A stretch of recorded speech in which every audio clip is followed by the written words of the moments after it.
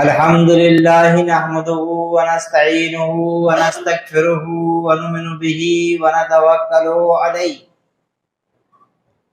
ونعوذ بالله من شرور أنفسنا ومن سيئات أعمالنا من يهده الله فلا مضل له ومن يضلله فلا هادي له وأشهد أن لا إله إلا الله وأشهد أن محمدا عبده ورسوله أما بعد أعوذ بالله من الشيطان الرجيم بسم الله الرحمن الرحيم اللهم آنس وحشتي في قبري اللهم ارحمني بالقرآن العظيم واجعله لي إماما ونورا وهدى ورحمة اللهم ذكرني منه ما نسيت وعلمني منه ما جهلت وارزقني تلاوته آناء الليل وآناء النهار واجعله لي حجة يا رب العالمين او كما قال صلاۃ والسلام۔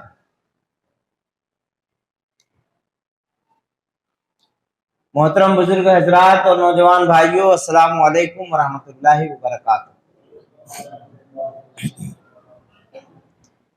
اللہ تبارک و تعالیٰ کا بے انتہا احسان و کرم ہے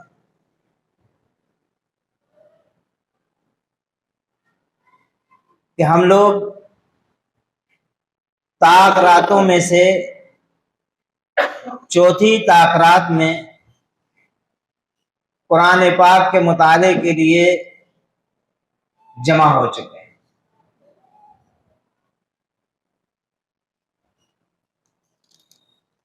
قرآن پاک کے مطالعہ شروع کرنے سے پہلے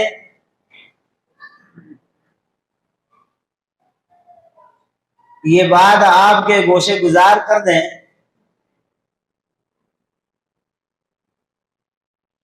کہ آج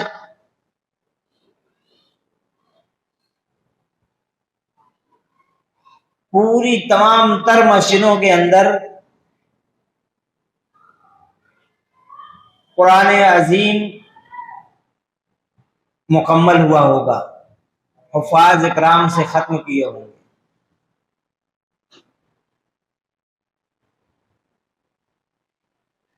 اور اس اختتام یا خاتمہ قرآن پر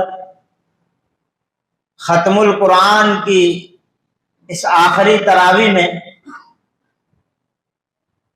امت کا بہت بڑا طبقہ شریک ہوا ہوگا اور ہوتا ہے۔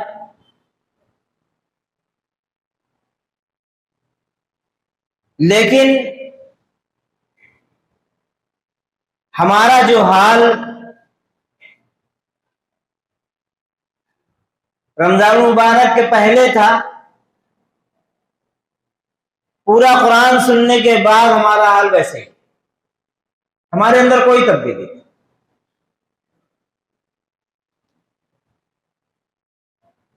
اس کی وجہ ظاہری طور سے جو صاف سمجھ میں آتی ہے وہ یہ کہ ہم لوگ اپنا تعلق قرآن سے صرف رسمی طور سے جوڑے، اس کی تلاوت کر لینا، اس کی تلاوت سن لینا اور سمجھتے ہیں کہ یہ ثواب حاصل کر لینا ہی ہمارے لیے کافی ہے۔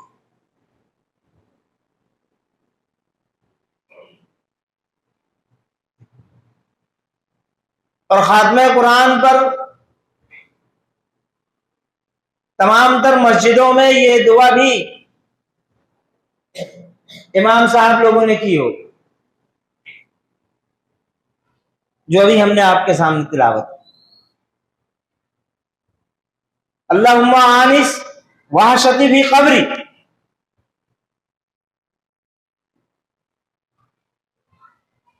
پہلا ٹکڑا ہے یہ. اس میں حضور پاک صلی اللہ علیہ وسلم نے ہمیں تعلیم دی کہ اے اللہ مجھ سے میری قبر کی وحشت کو دور فرما.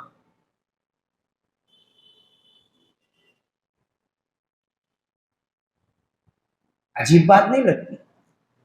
خاتمہ قرآن پہ جو دعا کی تعلیم حضور پاک صلی اللہ علیہ وسلم سے دی جا رہی ہے، اس میں سب سے پہلے بات جو کہی گئی وہ یہ کہ اللہ مجھ سے میری قبر کی وحشت کو دور فرما. قبر کو سب سے پہلے رکھ کر،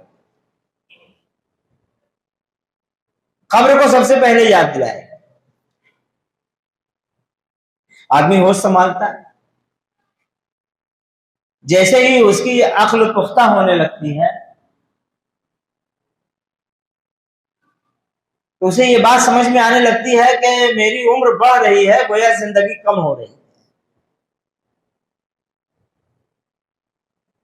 جیسے جیسے وہ بڑھتا جاتا ہے اس کو یہ احساس بھی پختہ تر ہوتا جاتا ہے کہ اس کی قبر اس کے بالکل قریب آتی ہے.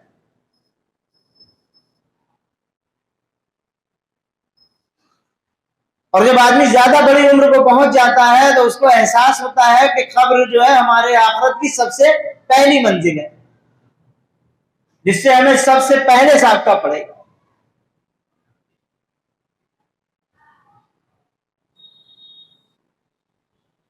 تو ظاہر سی بات ہے کہ جس سے ہمارا سب سے پہلے سابقہ پڑنے والا ہے اس کے متعلق پہلے بات کی جائے.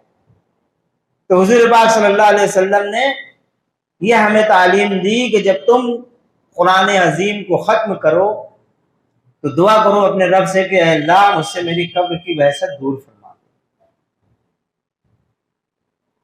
حضور نے یہ بات ارشاد فرمائی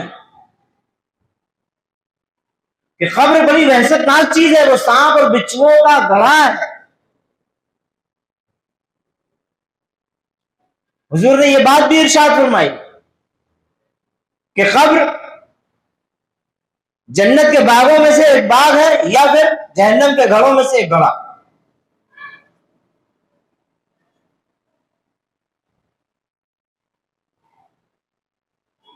ہماری بھی عمر جب قریب پہنچنے لگی قبر کی تو زیادہ احساس یہ چیزیں جگانے لگی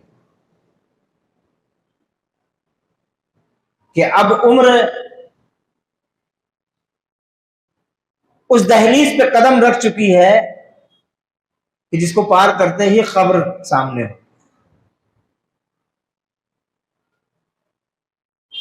آخرت کی پہلی منزل سے ہمارا سابقہ پڑے،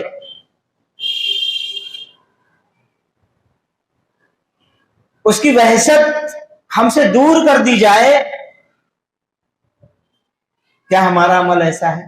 سوچنے پہ مجبور ہونا پڑے گا. دعا کر رہے ہیں اللہ تعالیٰ سے کہ ہماری قبر کو میرے وحشت سے دور فرما، اس کے اندر کوئی ایسی چیز نہ ہو جو مجھے تکلیف پہنچائے، وحشت نہ ہو. اس کے لیے تیاری کیا کریں؟ جب یہ بات کہہ رہے ہیں تو تیاری بھی تو ہونا چاہیے. حضور پاک صلی اللہ علیہ وسلم نے یہ بات بھی ارشاد فرمائی کہ قرآن تمہاری شفاعت کرے. اٹھ کر کہے جس قرآن کے خاتمے پر تم یہ دعا کر رہے ہو اس کے پہلے ٹکڑے پر یہ بات کہے، یہ تمہاری سفارش کرے گا. اس کو اپنے حق میں کرنے کے لیے کہ اس کی سفارش میرے حصے میں آ جائے، آپ کو کیا کرنا پڑے؟ اللہ تبارک و تعالی قرآن عظیم کے اندر جو تعلیمات دی ہوتی وہ تو عظیم ترین تعلیم ہے. حضور پاک صلی اللہ علیہ وسلم یہ بات جو ارشاد فرما رہے ہیں یہ حدیث قدسی ہے.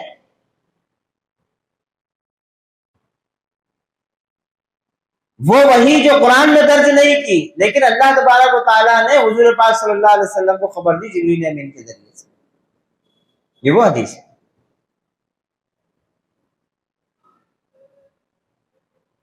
پوری دنیا کے تمام تر طبقے مسلمانوں کے اس حدیث پر اتفاق رکھتے ہیں.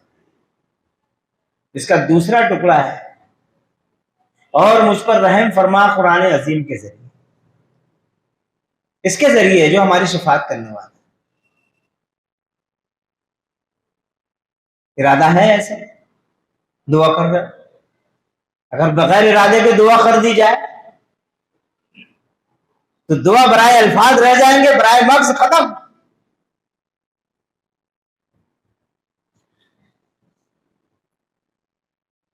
دعا کا جو مغز ہے وہ ختم ہو جائے. رسمی طور سے الفاظ ہماری زبان سے نکلیں گے، اب وہ دعا برائے الفاظ رہ جائے گی. اور اللہ تبارک و تعالیٰ کیوں کر تم پر رحم کرے جبکہ تم رحم اپنے اوپر کروانے کا ارادہ ہی نہیں رکھتے؟ تو اس لیے پہلے تو اپنا ارادہ مضبوط ہو اور محکم ہو، اور ایسا محکم ارادہ ہو کہ جب زبان سے نکلے تو یہ آواز ہمارے دل کی گہرائی کے اندر موجود ہو کہ یقیناً ہم قرآن عظیم کو اپنی زندگی کا ذریعہ بنائیں گے، تمام تر اعمال کا ذریعہ.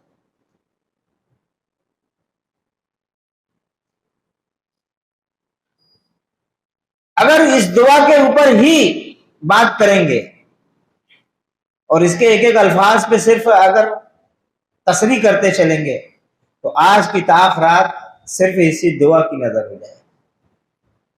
ایسی زبردست دعا.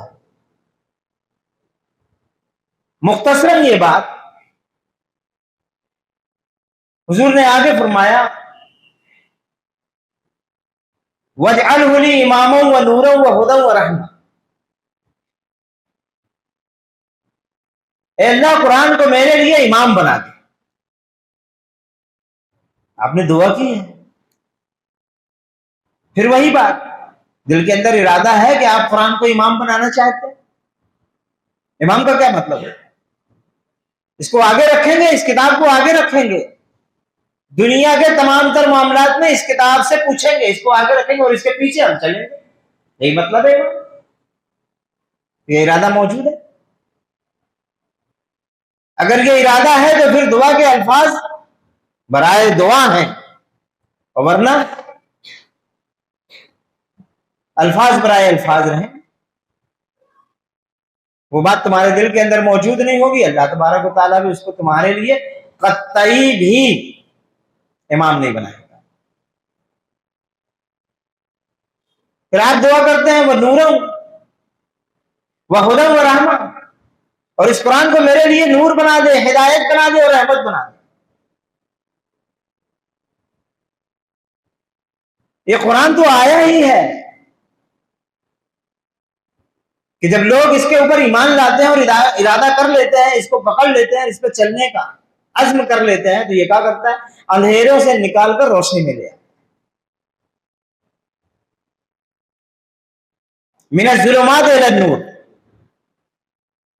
اس کو کھینچ کر ظلمات سے نور میں لے آتا ہے، روشنی میں لے آتا ہے.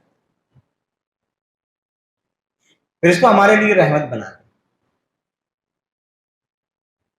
اگر یہ قرآن ہمارے لیے رحمت بن گیا تو دنیا اور آخرت کی تمام بلائیاں ہمارے لیے، ہمارے نصیب کی ہو گئی.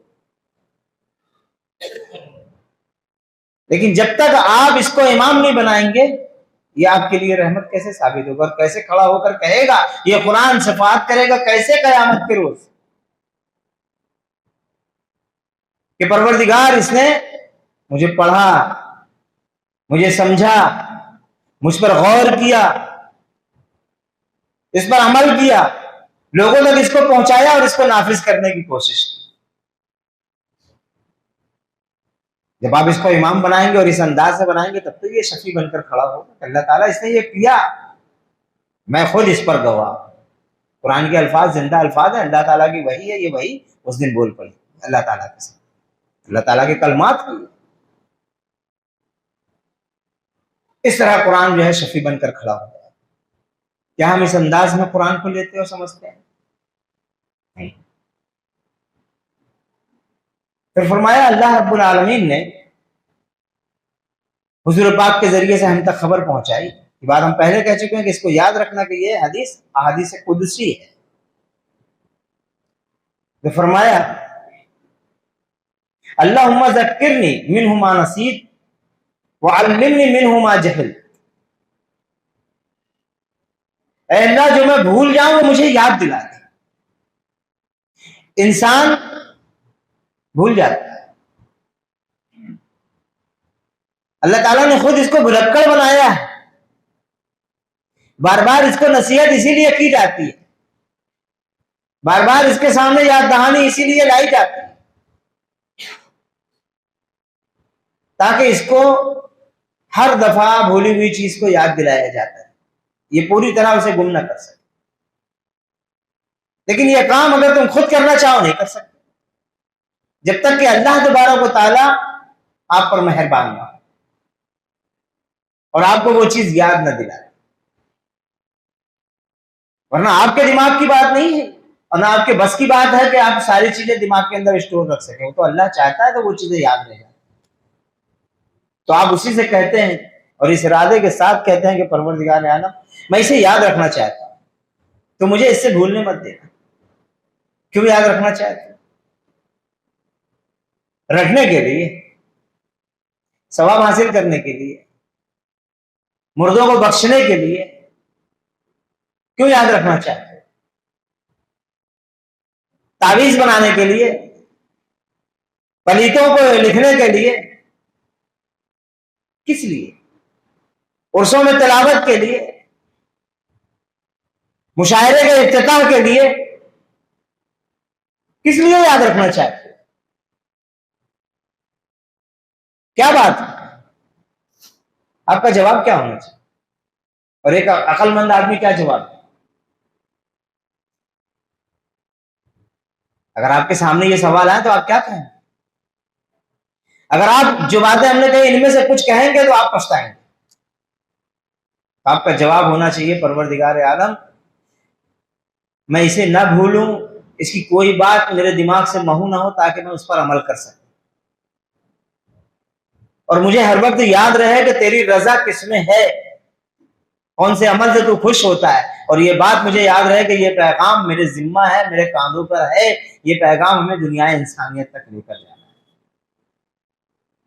اس لیے پھر اللہ تبارک و تعالیٰ نے یہ بات آگے بتائی، اور جو مجھے معلوم نہیں وہ مجھے سکھا دے۔ کون سکھائے گا؟ جس طرح دماغ میں بات اللہ تعالیٰ ڈال سکتا ہے، ہنر مندی بھی وہی آپ کے اندر ڈال سکتا ہے، وہی سکھا سکتا ہے، اور سب سے بڑا جاہل تو میں ہی ہوں۔ سب سے پہلے تو مجھے ہی چاہیے کہ اللہ تبارک و تعالیٰ جو میں بھول جاؤں وہ یاد دلا دے، اور جو میں نہیں جانتا اس کو سکھا دے۔ ہر وہ شخص اپنے اندر احساس رکھے وہ کسی بھی وقت کامل نہیں ہے، اور پھر اس بات کو یاد رکھے کہ یہ حضور پاک صلی اللہ علیہ وسلم صحابہ اکرام کو تعلیم دے رہے ہیں جو دنیا کے سب سے معجز ترین انسانوں میں سے تھے، ان کے سامنے کہہ رہے ہیں ہماری تمہاری بساط ہی کیا ہے، ہم تو ان کے قدموں کی دھول میں بھی نہیں آ سکتے۔ وہ لوگ تو ایسے تھے کہ ان کے سامنے احکام آتا تھا تو وہ اپنے جان قربان کر کے بھی اس احکام کو پورا کرنا چاہتے، ان کے سامنے یہ بات کہی جائے، ان کو یہ تعلیم دی جائے، ان سے کہا جا رہا ہے کہ ایسے دعا کرو اللہ تعالیٰ سے کہ جو کچھ میں بھول جاؤں وہ مجھے تو یاد دلا دے، اور جو مجھے معلوم نہیں وہ تو سکھا دے، اور دن اور رات اس کی تلاوت کرنے کی مجھے توفیق عطا فرما، دن اور رات یہ میرا اوڑھنا بچھونا ہو، جب مجھے وقت ملے میرے ہاتھ میں قرآن ہو، کوئی اور چیز نہیں، قرآن۔ جب مجھے وقت ملے میں قرآن پڑھوں، قرآن سمجھوں، قرآن پر غور کروں، اسی میں غوطہ زنی کروں۔ علامہ اقبال نے بھی یہ بات کہی کہ اگر اس کے گوہر اور اس کے ہیرے و جواہرات تم چاہتے ہو کہ تمہارے مقدر میں آئیں تو تمہیں چاہیے کہ تم قرآن میں غوطہ زنی کرو، قرآن میں وہ غوطہ زن ہے مرد مسلم۔ دیکھا حضور بھی یہی تعلیم دے رہے ہیں کہ مجھے توفیق دے کہ میں دن اور رات اس کتاب کی تلاوت کروں، کوئی وقت مجھے نہ ملے، جو وقت ملے بچوں کے لیے حلال رزق تلاش کر، وقت ملا یہی قرآن بندگان خدا تک پہنچا، اور وقت ملا پھر اسی میں غوطہ زنی کرنے لگے۔ اب اللہ تعالیٰ سے مجھے دعا کرنے کا وقت ہی نہیں ملتا، اللہ تعالیٰ سے کوئی التجا کرنے کا وقت ہی نہیں ملتا، بس میں قرآن میں لگا رہتا ہوں، بس میں قرآن میں لگا رہتا ہوں۔ تو حضور پاک صلی اللہ علیہ وسلم نے ایک احادیث میں یہ بات ارشاد فرمائی کہ جس شخص کو قرآن مجید کے مطالعے نے اتنا مصروف کر دیا کہ مجھ سے دعا مانگنے سے وہ رکا، اس کے پاس وقت ہی نہیں تھا کہ وہ دعا مانگے، تو میں اس کو اپنے فضل سے ایسی افضل ترین تمام تر چیزیں دوں گا جو دعا بڑے سے بڑے دعا مانگنے والوں کو دیا کرتا، ہر وہ چیز جو اس کی دل کی آرزو ہوگی اللہ تعالیٰ بغیر دعا مانگے، بغیر اس کو طلب کیے اس کو عطا کرتے۔ اور پھر آپ صلی اللہ علیہ وسلم نے آگے فرمایا کہ اللہ کے کلام کی فضیلت، یعنی اس قرآن کی فضیلت باقی تمام تر کلاموں پر ایسی ہے جیسے اللہ تعالیٰ کی فضیلت اپنے مخلوق پر ہے۔ سمجھ میں آئی؟ اللہ اکبر کے نعرے بلند ہونا چاہیے ان الفاظ پر، اچھل جائے امت کہ اگر وہ قرآن سے جڑ جائے، قرآن میں غوطہ زنی کرے، قرآن کو اپنے کلیجے کا حصہ بنائے اور اسی کے مطالعے میں گم رہے، بہت سے ذکر و اذکار اس کو کرنے کا موقع نہ ملے، بہت سے نوافل پڑھنے کا اس کو موقع نہ ملے، بہت سی دعائیں کرنے کا اس کو موقع نہ ملے، صرف وہ قرآن میں مشغول ہے، تو اللہ تبارک و تعالیٰ نے کہا کہ اس کو ایسی فضیلت حاصل ہے تمام تر کلاموں پر جیسے قرآن کو فضیلت حاصل ہے۔ اب اندازہ لگاؤ، پھر اللہ تبارک و تعالیٰ نے یہ کہا کہ بالکل اللہ کی فضیلت جیسے اللہ کی فضیلت اپنے مخلوق پر ہے۔ اب آپ کیا پڑھیں گے؟ اس کے باوجود موبائل میں آپ کیا کھول کے رکھیں گے؟ اللہ کے کلام کی تو یہ فضیلت ہے، تمام تر کلاموں پر۔ کون سا کلام ہے؟ کس مولانا کا ہے؟ کس جماعت اور کس فرقے کا ہے؟ کس نظریے کی کتاب ہے؟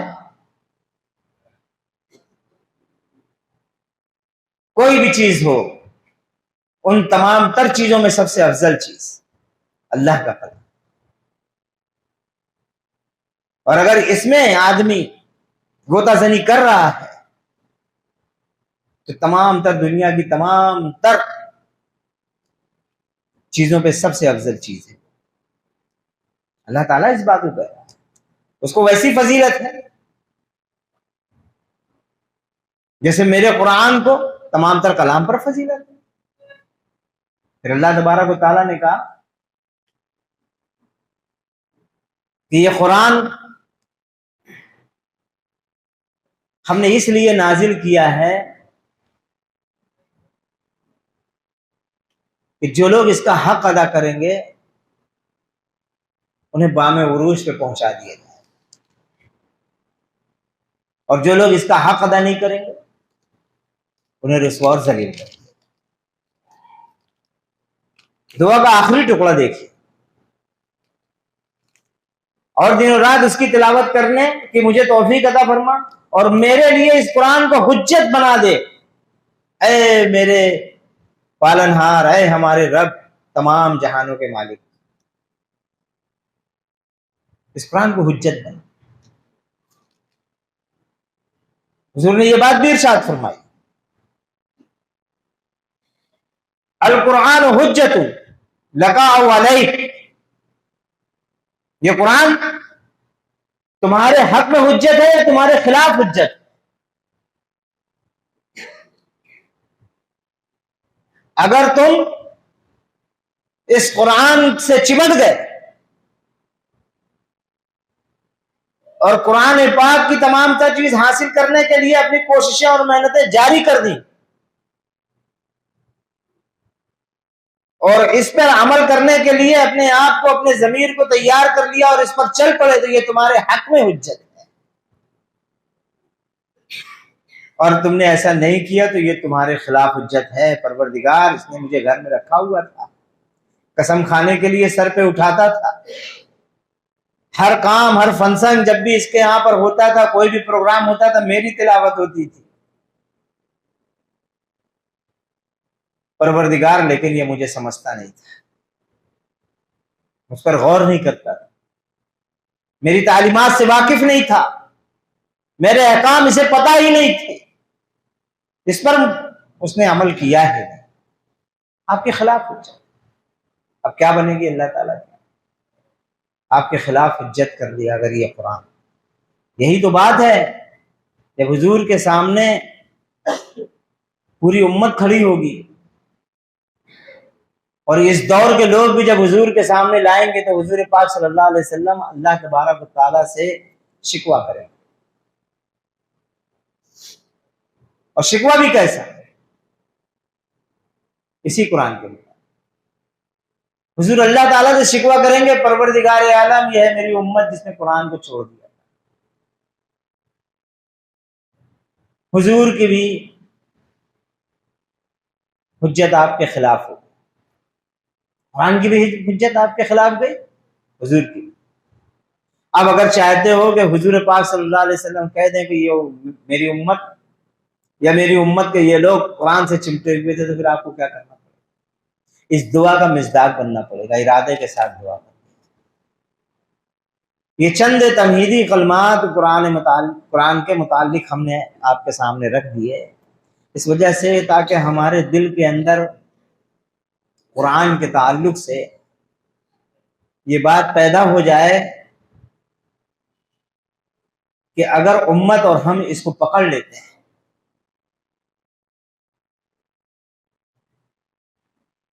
تو یہ آپ کو بام عروج پہ پہنچا دے گا، ذلت اور رسوائی کے گڑھے سے نکال لائے گا۔ یہ قرآن ہے، اور اگر ہم ایسا نہیں کرتے تو پھر ہم جہاں ہیں ہماری دشا اس سے بھی زیادہ خراب ہو سکتی، ہم اس سے بھی زیادہ نیچے جا سکتے۔ آپ کے سامنے بار بار جو ہم یہ لاتے ہیں، بار بار یہ چیزیں لاتے ہیں کہ آپ کا تعلق قرآن سے جوڑنا چاہیے، اسی لیے لاتے ہیں کہ یہ وہ راستہ آپ کو دکھا دے گا جو سیدھا جنت میں جا کر۔ اس کی تفسیر ہم نے کہا کہ اگر ہم اس دعا کی پوری تفسیر کریں گے تو رات پوری تاخرات اس دعا کی نظر ہو جائے گی، لیکن پھر کبھی موقع ملے گا تو آپ کے سامنے اس دعا کی پوری تفسیر لانے کی کوشش کریں گے تو آپ کے سامنے واضح ہو جائے گا کہ یہ جو بات کہی گئی اس کے اندر کہ اور میرے لیے قرآن کو حجت بنا دے اے تمام جہانوں کے پالنہار، تو یہ کیا معنی رکھتا ہے؟ الحمد سے والناس تک کی اس کے اندر پوری جو باتیں کہی گئی ہیں وہ اس جملے کے اندر سمیٹ دی گئی۔ ربنا تقبل منا انک انت السمیع العلیم وتب علینا انک انت التواب الرحیم۔